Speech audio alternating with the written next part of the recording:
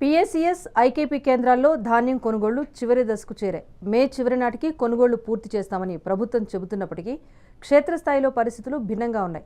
ముందస్తు వర్షాలకు పలుచోట్ల కొనుగోళ్లు కేంద్రాల్లో ధాన్యం తడిసి ముద్దవుతోంది. మరోవైపు రాష్ట్ర గిడ్డంగుల సంస్థ గోదాంలలో ఖరీదు చేసిన ధాన్యం దిగుమతి కాక రోజుల తరబడి లారీ యజమానులు ఎదురుచూస్తున్నారు. జిల్లాలో ఇంకా 5% మాత్రమే ధాన్యం ప్రొక్యూర్మెంట్కు మిగిలి ఉంది అంటున్న నల్గొండ జిల్లా మార్కెటింగ్ డీఎంతో మా ప్రతినిధి వెంకట్రెడ్డి ఫేస్ టు ఫేస్. బంగాళాఖాతంలో ఏర్పడిన ఉపరితల ఆవర్తన ధోని అల్పపీడనంగా మారి ఇక వాయుగుండంగా మారేందుకు కూడా అవకాశం ఉందంటూ వాతావరణ శాఖ ఇప్పటికే హెచ్చరిస్తున్న నేపథ్యంలో రాబోయే 36 గంటల్లో వాయుగుండంగా ఇటు తెలుగు రాష్ట్రాల్లో విస్తారంగా కూడా వర్షాలు కురిసే అవకాశం ఉంది. ఈ నేపథ్యంలోనే ఇక మార్కెటింగ్ శాఖతో పాటు వ్యవసాయ శాఖ కూడా పూర్తి స్థాయిలో అప్రమత్తం అవడమే కాకుండా ప్యాడీ ప్రొక్యూర్మెంట్కి సంబంధించి కూడా పూర్తి స్థాయిలో అయితే కొనుగోళ్లు జరిపి ఆ ధాన్యాన్ని మొత్తం కూడా గోదాంలకు తరలిస్తున్న పరిస్థితి ఉంది. ప్రస్తుతం మనం నల్గొండలోని తెలంగాణ గిడ్డంగుల సంస్థ గోదాం వద్ద ఉన్నాం.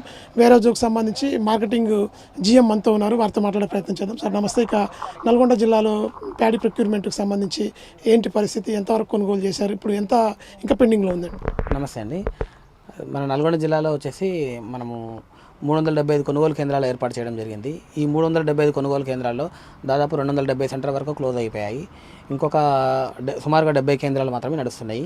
అవి ఆల్మోస్ట్ ఇటు సైడ్ మొత్తం అయిపోయాయి అనమాట. నల్గొండ, చిట్యాల, నకర్కల్ కాన్స్టిట్యుయెన్సీ, మిర్యాలగూడ, హాలియా, నెడుమనూరు ఇవన్నీ క్లోజ్ అయిపోయాయి. తిప్పర్తి కూడా క్లోజ్ అయిపోయింది అట ఓవరాల్గా మ్యాక్సిమము.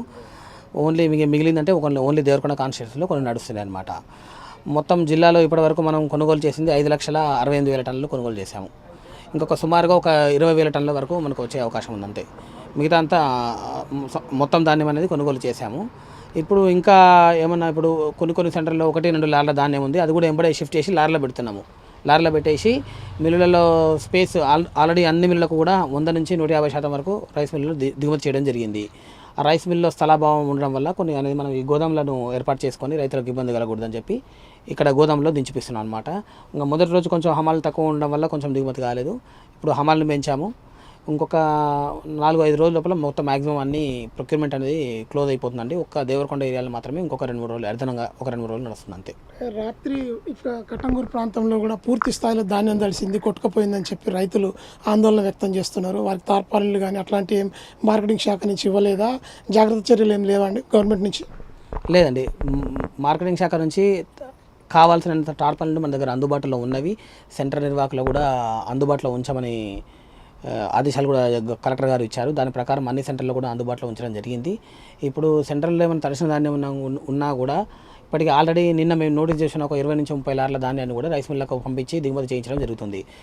రైతులకు ఇబ్బంది కలగకుండా కొనుగోలు చేస్తామండి. తడిసిన ధాన్యము ఇక మాయిశ్చర్ 17 కంటే ఎక్కువ ఉంటే ఏమైనా కొనుగోలు చేయాలని చెప్పి ఏమైనా ఆదేశాలు గవర్నమెంట్ నుంచి ఏమైనా ఉన్నాయి? ముఖ్యమంత్రి రేవంత్ రెడ్డి కూడా FCIకి 20 వరకు మాయిశ్చర్ ఉన్నా కూడా కొనాలంటూ లేఖ కూడా రాశారు. దానికి సంబంధించి మీకు ఏమైనా గైడ్ లైన్స్ అప్డేట్ ఉందా? ఇంకా దాని గురించి మాకు ఆదేశాలు రాలేదండి. వాటి గురించి ఆదేశాలు రాలేదండి. ఇంకా ఈ మార్కెటింగ్ శాఖకు సంబంధించి గిడ్డంగుల వద్ద కూడా దాదాపు 40 కంటే ఎక్కువగా లారీలు ఇక్కడ 4 రోజుల నుంచి ఆగి ఉన్నాయని చెప్తున్నారు.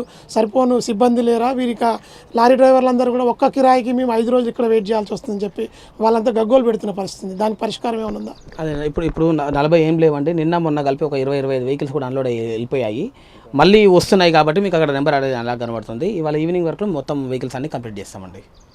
ఇంకా ఎన్ని రోజుల వరకు మొత్తం టోటల్గా మీకు కేటాయించినటువంటి ప్రొక్యూర్మెంట్ ప్రాసెస్ పూర్తయ్యే అవకాశం ఉంది? ఇంకొక 5 to 6 డేస్లో మొత్తం కంప్లీట్ అయిపోతుందండి. రైట్. ఇక ఇది మార్కెటింగ్ శాఖకు సంబంధించి జీఎం చెప్తున్న పరిస్థితి. 5-6 రోజుల్లో నల్గొండ జిల్లాలో పూర్తి స్థాయిగా ఇక ధాన్యం కొనుగోళ్లకు సంబంధించి మొత్తం కూడా ప్రొక్యూర్మెంట్ ప్రాసెస్ పూర్తి చేస్తామని చెప్తున్నారు. లారీ డ్రైవర్లు దాదాపు 40 మందికి పైగా ఇక్కడ 4 రోజుల నుంచి ఎదురు చూస్తున్నాము. కాటాలు అవి వచ్చినటువంటి ధాన్యం మొత్తం కూడా FCI గోదాంలో దించుకోవడానికి ఇక్కడ సరైన వసతులు కల్పించడంలో ప్రభుత్వం విఫలమైంది. మాకు ఖచ్చితంగా 4 రోజుల నుంచి కూడా కిరాయిలు లేక ఇక్కడ ఉన్నాము.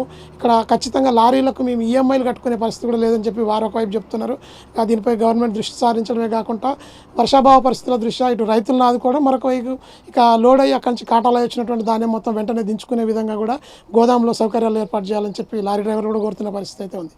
ఇది ప్రస్తుతం మార్కెటింగ్ శాఖ గిడ్డంగుల సంస్థకు సంబంధించినటువంటి తాజా అప్డేట్. విజువల్ మధుతో వెంకటరెడ్డి, మెగా 9 TV, నల్గొండ.